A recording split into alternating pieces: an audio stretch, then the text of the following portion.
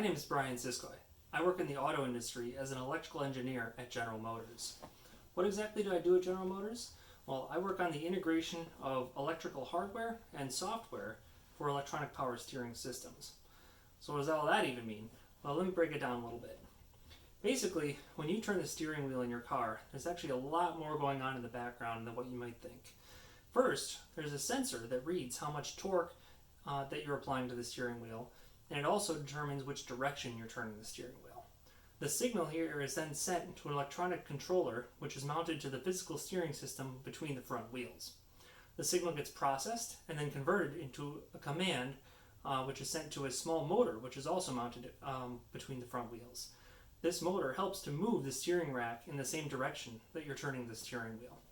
What all this really means is that without all these electronics in place to help the motor move the steering rack, you'd have to be as strong as the Hulk to try to move the steering wheel. But with all of these electrical items in place, you can turn the steering wheel, and the steering will move with ease. So now that we have electronics in our steering system, what other cool things can we do that?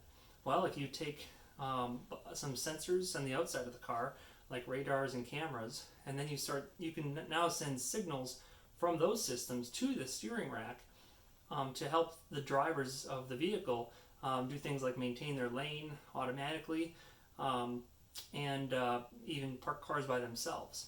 What all this stuff really is the basis for what we call the self-driving autonomous car. And really, the self-driving autonomous car is something that I think is really going to change the world someday. So how does someone like me get to work at General Motors working on cool technology like self-driving cars? Well, in short, there's a little bit of planning, there's definitely some hard work, and a lot of taking chances and trying new things that I knew nothing about. I grew up in Wisconsin in a small town called Janesville, and when I was growing up, I was always curious, and I loved to ask questions about how things work. I was pretty good at math, and I was pretty good at science.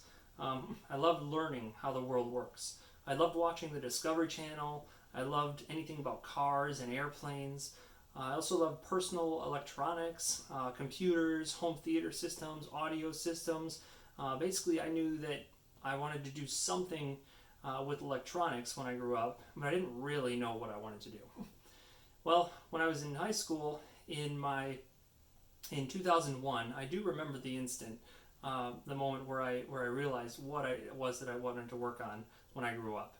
And I was in an HTML coding class for doing website design, and in this class we got to choose what type of website we wanted to make. And in this class I decided to do mine on cars of the future. And it's during the research for this website design that I stumbled across a brand new vehicle from General Motors. It was a new concept car called the GM High Wire. The high stood for hydrogen and the wire stood for by wire.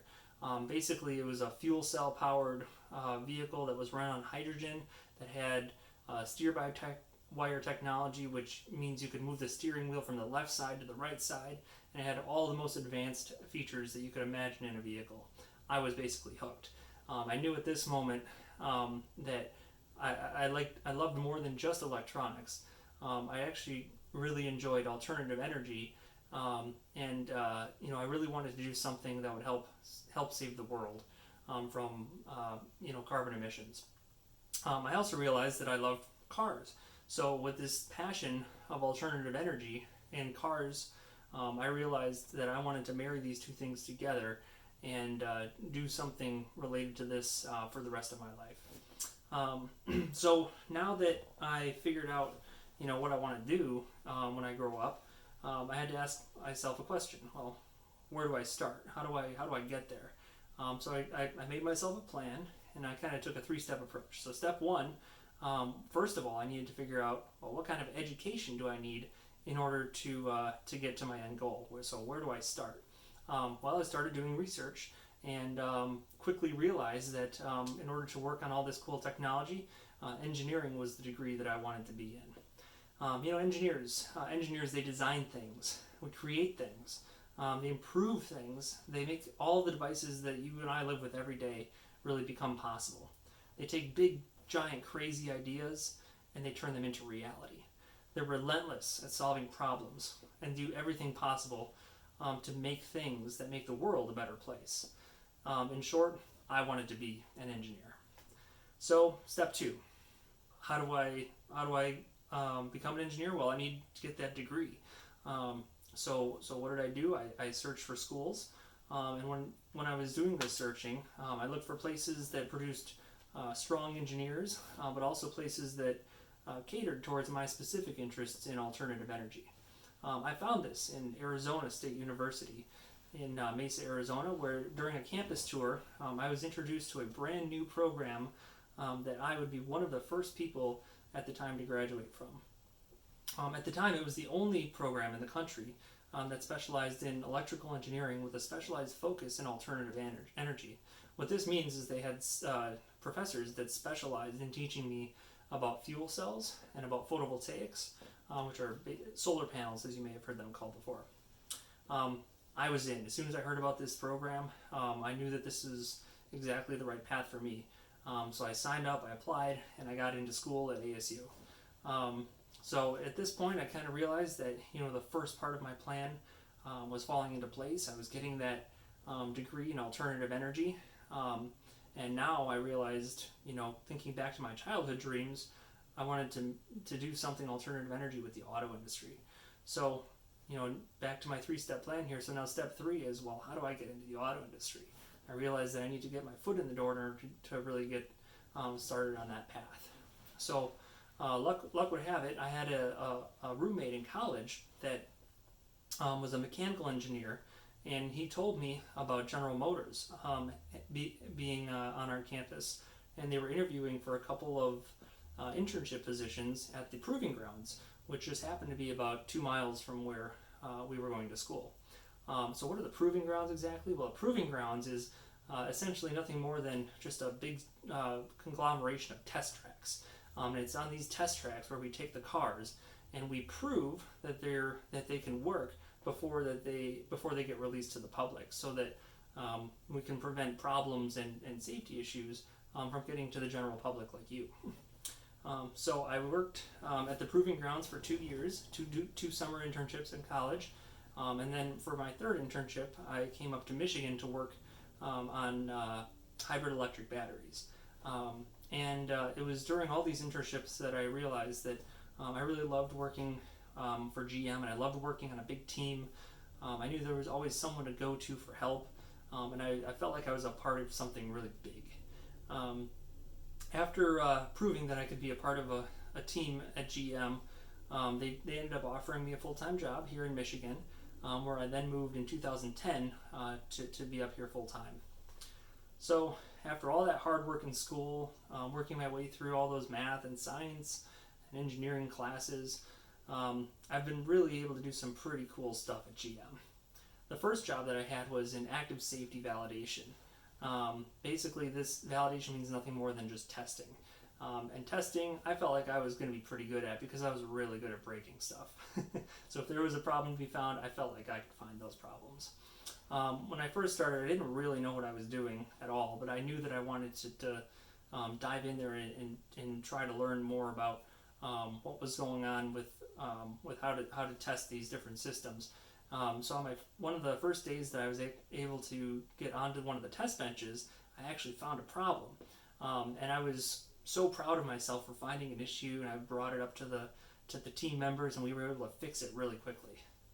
After getting some experience on the test benches, I then got to work on the cars, the really fun stuff. So I got to start going out into the Proving Grounds in Michigan and drive the cars around and test different features. Some of the features that you might that are more interesting that I got to work on were brand new features back when I started working on them, but they're pretty common in some of the new vehicles today. These are features like side blind zone, where you have radars on the side of your car that can detect whether or not somebody's in your side blind spot, or lane departure warning and lane keep assist that use front cameras to detect your lane markings. And if you start drifting out of your lane, the system can actually bring your car back into the center of the lane. And then there's advanced park assist, which uses ultrasonic sensors that use sound waves to detect small, short objects, short distance away from the car. And you can use this technology to do things like automated park assist, where you can actually have the car park itself with your hands not even on the steering wheel. And while I was working on all these features, there was something really cool that I got to work on. I realized at the time that all these different cars wanted to implement these cool features, so we were actually running out of space to be able to do all of our testing. So with a little bit of hard work, I pulled together a plan. I started working with my engineering colleagues and gathered some of their needs and understood what they wanted in a test track. I put together a proposal and ended up presenting a proposal to our leadership, and we had an approved brand new test track at the proving grounds that you can still see on Google Earth today. So if you ever decide to look at the Milford Proving Grounds, you can see the test track that I helped design, which is pretty cool in my book. So with this new background working on active safety features, one of the next jobs that I worked on, where I was actually able to work on GM's first generation of our self-driving autonomous car. And if you think a regular car is complex, you can't even imagine an autonomous car. There's an array of sensors all around the vehicle. There's radars, there's ultrasonics, there's cameras, there's lidars, which use laser technology, and all these systems are integrated to detect different objects all around the car. And these systems have to then integrate with all the actuator systems on the vehicle, such as braking and propulsion and steering, to control where the vehicle is going. When designing an autonomous car, you even have to think about things like, passenger comfort. Since there's no person in the car to help you out like a Lyft driver, you need the autonomous vehicle to handle all those different things for you too. So there's a lot of really neat things going on in the autonomous space. Someday I hope that all of you will have the opportunity to get a ride in and maybe even work on one of GM's autonomous cars someday. And when you do, I really hope that you marvel at how all of these different systems are connected together to provide the passengers with one seamless, amazing experience. So I've had a chance to work on some pretty cool stuff in my career, but if I had to look back and share some advice from my experience, what I would say first and foremost is I will never be done learning. Every single day is a chance to question something about the world. You got to use that curiosity to understand how things work. Do the research, get the facts, and learn a new skill. Right. I realize I have not given up on my childhood dreams. I realize that nothing worth having in the world comes easy. I achieved my goals about learning about alternative energy, and I have a pretty successful career in the auto industry working on really cool technology. But I always have to go back and remember my childhood dreams of bringing the two together and working on alternative energy for the auto industry. I realized I had not failed, I just haven't finished yet. Learning is hard, right? But it doesn't have to be boring. Science, math, and engineering can all seem like very overwhelming topics when you're learning about them in school. But when you think about all the amazing, fun things you can do, you can design and create to make the world a better place, learning about these topics just becomes more of a part of life. They become something you're going to want to do so that you can learn the skills to change the world. I hope that me sharing a little bit about my life and how I came to be an engineer has inspired you just a little bit to follow your dreams. School is tough. Life is tough. But it's those who are persistent who will be the happiest in the world. And there's one last thing to note. Don't ever stop learning, as knowledge is truly the key to everything. Thank you for all of your time, and I wish the best of luck to all of you at Columbia Secondary School. Thank you.